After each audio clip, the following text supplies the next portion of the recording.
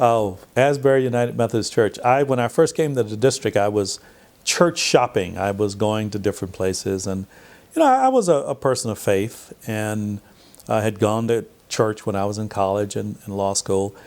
My grandmother and that just wouldn't have gone over well if I told them I did not find a church. And I'd visited lots of churches, and I had a friend who was a preacher in Baltimore, and I was driving to Baltimore sometimes to go to Union Baptist Church, where he was and where his home church. He suggested to me one day, he said, "Robert, you've been going to churches for like 2 years. Have you been to Asbury?" I said, "No, not yet." He says, "Downtown at 11th and K, you ought to go over there. You ought to go hear this preacher, Frank Williams. He's almost to retire. You need to go over there." And I went over there one Sunday, and he was preaching, and it was the kind of service I really enjoyed. It was, there was an order to it.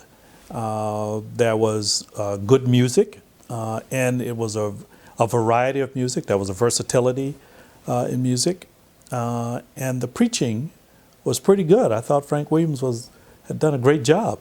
I said, "I got to come back here," and I did. I came back, and I sat next to, the second time I came, I sat next to this lady named Lula Jackson, and I was going to write a check to put in the offering, and went in my pocket. I didn't have a pen, and I was sitting next to her, and we hadn't said very much to each other, and she said, "Do you need a pen?"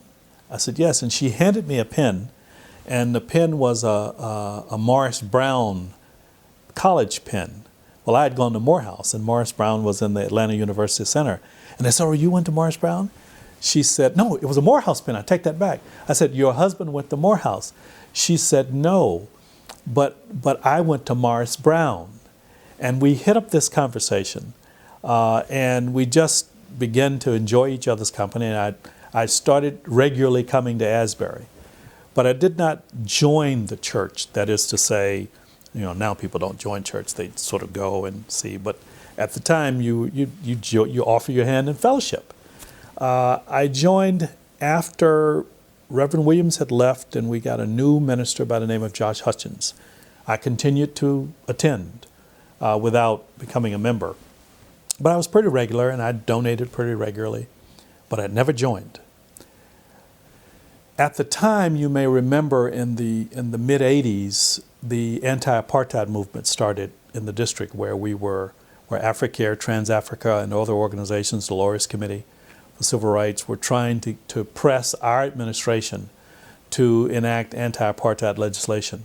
And the marches on the South African embassy started. And as a result, I became a lawyer for the day. People would get arrested. And lo and behold, the day I was lawyer for the day, the pastor of Asbury and the associate minister got arrested that day.